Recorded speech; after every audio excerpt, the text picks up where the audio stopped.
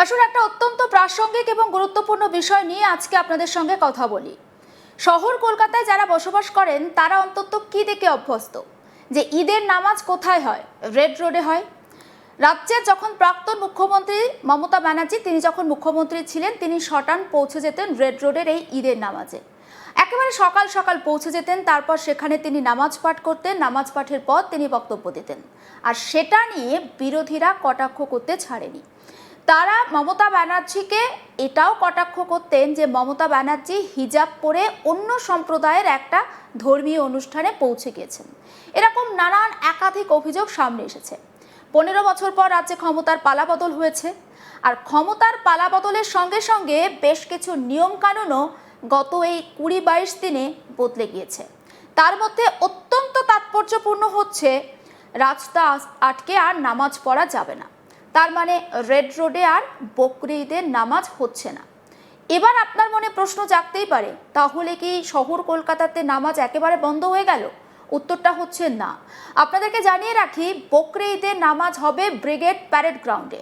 সেই brigade parade ground যেখানে 2023 সালের 24শে ডিসেম্বর বিজেপি যখন বিরোধী ছিল তারা লক্ষ্য কণ্ঠে গীতা পাঠের আয়োজন করেছিল।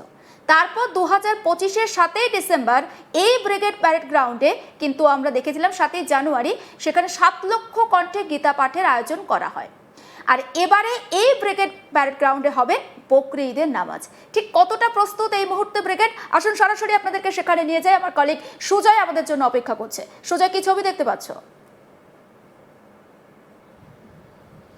হ্যাঁ, তোমাকে আগে ছবিটা দেখাতে বলবো আমার সহকর্মী লিসন।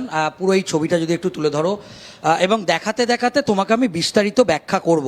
তুমি নিশ্চয়ই জানো যে প্রত্যেক বছরই বলা যেতে পারে আমরা যেটা দেখেছি যে রেড রোডেই এতদিন নামাজ পাঠ হতো। এবং তুমি যে কথাটা বললে যে প্রাক্তন মুখ্যমন্ত্রী মমতা বন্দ্যোপাধ্যায় এবং অভিষেক বন্দ্যোপাধ্যায় সহ তৃণমূল কংগ্রেসের একাধিক হেভিওয়েট নেতা মন্ত্রী তাদেরকে দেখতে পেতাম। এবারেই এই প্রথম দেখো যে ছবিটা তুলে ধরছি রেড রোডের জায়গায়। কিন্তু আগের বাড়ি তোমাকে বলি, রেড রোডের তরফ থেকে সেনার তরফ থেকে কিন্তু পারমিশন নিতে হয়। কিন্তু আগের বছরই এই যারা এই নামাজের যারা উদ্যোক্তা তাদেরকে কিন্তু স্পষ্ট করে সেনার তরফ থেকে জানিয়ে দেওয়া হয় যে এখানে তারা করতে পারবে না। কিন্তু আমরা এটাও জানি যে প্রাক্তন মুখ্যমন্ত্রী মমতা বন্দ্যোপাধ্যায় তাদেরকে রিকোয়েস্ট করেছিলেন যে এই বছরটা যেন তাদেরকে করতে দেওয়া হয়। তো আগের বছরটাই শেষ ছিল, এবার তারা ব্রিগেড প্যারেড গ্রাউন্ডেই এই নামাজ করবে। এবং এই মুহূর্তে দেখো কিভাবে এখানের প্রস্তুতি নেওয়া হয়েছে। এবং সেক্ষেত্রে মনে করা হচ্ছে এই একদম তুমি যে কথাটা বললে এই মাঠেতেই কিন্তু লক্ষ্যকণ্ঠে গীতা পাঠের কর্মসূচি হলো। তার মানে সরকারের যেটা স্ট্যান্ড সেটা দেখা যাচ্ছে যে লক্ষ্যকণ্ঠের গীতা পাঠের কর্মসূচিও যেরকম ব্রিগেড প্যারেড গ্রাউন্ডে হচ্ছে ঠিক সেইভাবেই ঈদের নামাজ, বকরি ঈদের নামাজ সেটার জন্যও কিন্তু এই ব্রিগেড প্যারেড গ্রাউন্ডটাকে বেছে নেওয়া হচ্ছে। দেখো রাস্তায় যেটা হতো সেটা অবশ্যই সাধারণ মানুষের সমস্যার একটা বিষয় থেকে যাচ্ছে এবং সমস্যা হতো, এটা স্বাভাবিক। কিন্তু যেহেতু এত বড় একটা ফাঁকা জায়গা আছে সেহেতু এখানে যদি করা হয় তাহলে অনেকটাই সুবিধা হয়।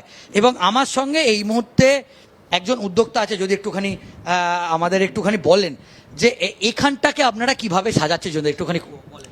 এখানে পিছন দিকটা হচ্ছে পুরো মাইকের সেট আপ থাকছে এবং সমস্ত কর্মীরা পিছনেই সব বসবেন এবং সামনে ইমাম সাহেব বসবেন এবং সামনের দিকটা পুরো খুলে দেওয়া হবে। পশ্চিমমুখী হয়ে ওনারা নামাজ পড়বেন। আর কি কি ব্যবস্থা এখানে থাকছে যদি একটুখানি বলেন? মাইক কিরকম ভাবে থাকছে? পুরো মাঠটাই মাইক দিয়ে ঘিরে ফেলা হচ্ছে। এবং এখানে ইমাম সাহেব যেহেতু বসবেন সেই জন্য এখানে ছাউনি করা হচ্ছে এবং সকালবেলা থেকে পড়া শুরু হবে। কত মানুষ আসবে এখনো পর্যন্ত? আমি যতদূর শুনেছি 2 লাখ 2.5 লাখ এরকম। আর এই যে অন্য বছরে যে রেড রোডে হয় এবারে ব্রিগেডে হচ্ছে, এটা নিয়ে আপনি কি বলবেন? না দেখুন, এটা তো এক তরফ থেকে তো ভালো আবার খারাপ দুটোই আছে, কারণ বৃষ্টি পড়লে এখানে খুবই অসুবিধার কারণ হয়ে দাঁড়াবে, যেটা রেড রোডে অতটা সমস্যার সম্মুখীন হতো না। কিন্তু জনগণের স্বার্থেও তো দেখতে হবে যে জায়গাটা বন্ধ হলে সমস্ত মানুষের অসুবিধা হতো। সব মিলিয়ে গুছিয়ে বৃষ্টি না হলেই সমস্ত ঠিক আছে। আচ্ছা, এবারে এখনো পর্যন্ত যা এখানের ব্যবস্থা সেটা কখন থেকে শুরু হয়েছে, বা এখানকার যারা সিনিয়র যারা উদ্যোক্তা তারা কখন কি আসবে? সুদিন থেকে শুরু হয়েছে এবং ওনারা এক্ষুনি ঢুকে যাবেন সবাই। আর সুজয়, একটা চেয়ারেরও বিষয় ব্যবস্থা একটু থাকছে জানতে চাও? হ্যাঁ হ্যাঁ, এখানে খালি যারা কমিটির লোকজন আছে তাদের জন্যই খালি চেয়ার। শুধু একটা বিষয় একটু জানতে চাও যে একটা বারেই অর্থাৎ নামাজ তো অনেকজন একসঙ্গে আসবেন, একটা পার্টেই কি নামাজটা হবে নাকি বিভিন্ন ভাগ করে হয়তো 7টার সময় একবার নামাজ অনুষ্ঠিত হলো, আবার 9টায় একবার অনুষ্ঠিত হলো, এইরকম কি কোনো ব্যবস্থা থাকছে নাকি নির্দিষ্ট একটা টাইম একেবারে আমি একটু ওনার সঙ্গে কথা বলবো। বলছি, কটা পার্টে এখনো পর্যন্ত নামাজ হবে বলে আপনারা জানতে পারছেন? আমার যদ্দূর মনে হয় এত বড় মাঠে দুটো পার্টেই হয়ে যাবে। দেখো, স্পষ্ট তিনি বললেন যে দুটো পার্টেই, কিন্তু যে এত বড় যেহেতু মাঠ সেহেতু দুটো পার্টেই মোটামুটি কমপ্লিট হবে বলে উনি জানালেন। আরও একটা বিষয় একটু জানতে চাইছি, এই যে কলকাতার রেড রোডে নামাজটা অনুষ্ঠিত হতো সেটা কিন্তু ক্যালকাটা খিলাফত কমিটি তারা কিন্তু পরিচালনা করতো, পাশাপাশি নাখোদা মসজিদ এবং জামে মসজিদের ইমামরাও গোটা বিষয়টা কোঅর্ডিনেট করতেন। ব্রিগেড প্যারেড গ্রাউন্ডে তাদের কি আসার কোনো সম্ভাবনা রয়েছে? যিনি উদ্যোক্তা রয়েছেন, যার সঙ্গে তুমি কথা বলছিলে, তিনি তেমন কি বিষয়ে কিছু জানেন? একেবারে তার সঙ্গে কথা বলার চেষ্টা করব। দেখো, এই মুহূর্তে যেহেতু এখানে একটা প্রস্তুতি নেওয়া হচ্ছে, এখানে মাইক যেরকম দেয়া হচ্ছে এবং এখানের যে ইমামরা যেখানে আসবে সেখানের যে বসার ব্যবস্থা সেখানে ওপরে আচ্ছাদন করা হচ্ছে, বিশেষ সিঁড়ি নিয়ে আসা হচ্ছে এবং দুদিন ধরে গোটা এলাকাটাকে এইভাবে মাইক দিয়ে সাজানো হচ্ছে। এবং এই মুহূর্তে কিছুক্ষণ আগে যেটা তিনি জানালেন যে খিলাফত কমিটি, তুমি যে কথাটা বলে, সেই কমিটির পক্ষ থেকে যারা দায়িত্বে থাকে প্রত্যেক বছর এবং নাখোদা মসজিদের যে ইমামরা থাকে তারাও কিন্তু এবারে থাকবে। কিন্তু এবারে যেটা উদ্যোক্তারা যেটা বলছে, যেহেতু জায়গাটা এখানে প্রচুর পরিমাণে, মানে জায়গাটা অনেক বড়, সেটা মনে করা হচ্ছে অন্তত দুটো পার্টেই, হয়তো যেটা জানা যাচ্ছে যে দুটো পার্টেই নামাজ করা যাবে, সেটা ইতিমধ্যেই উদ্যোক্তারা জানাচ্ছে। কিন্তু এবার যেটা দেখা গেল খুব উল্লেখযোগ্য, এবারেই প্রথম রেড রোডে নয়, এবারে যেটা আমরা দেখতে পাচ্ছি যে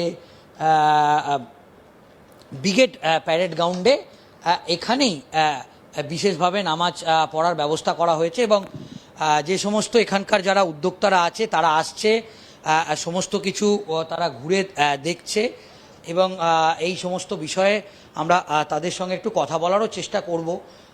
দেখো, যত সময় গড়াচ্ছে ততই এখানের যে প্রস্তুতি, সেই প্রস্তুতি কিন্তু আমরা দেখতে পাচ্ছি। একদম তাই। শুধু তুমি সঙ্গে থাকো এবং ছবিটা দেখাতে থাকো, সেই ছবিটা আমরা তোমার মাধ্যমে দর্শকদের কাছে পৌঁছে দিতে চাই। ব্রিগেড প্যারেড গ্রাউন্ডের ছবি এই মুহূর্তে আপনারা স্ক্রিনে দেখতে পাচ্ছেন এবং যেখানে আর কয়েক ঘন্টা পরে বকরি ঈদের যে নামাজের জামাত সেটা অনুষ্ঠিত হবে।